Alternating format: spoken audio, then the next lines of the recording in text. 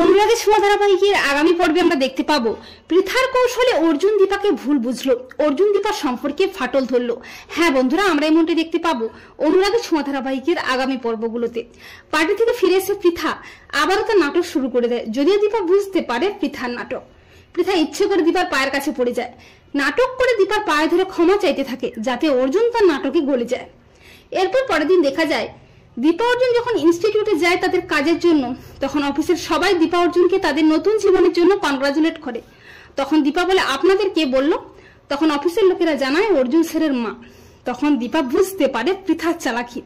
এরপর দীপা অর্জুন ভেতরে গিয়ে দেখতে পায় পৃথা অফিসের চেয়ারে বসে আছে।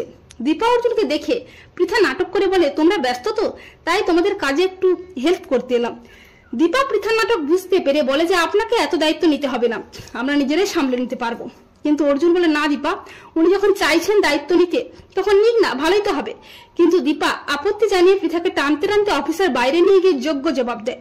আর পৃথা দীপা যখন কথা বলছিল তখন অর্জুন ও অহনাও যায়।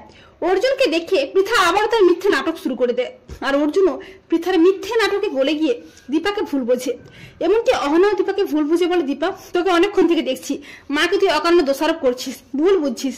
অর্জুনও বলে, হ্যাঁ দীপা, উনি তো আমাদের ভালোই করতে চায়, তুই অকারণে ওনাকে সন্দেহ কেন করছিস? যাই হয়ে যাক না কেন, উনি তোমার মা, তুই ওনার সাথে এটা করতে পারিস না।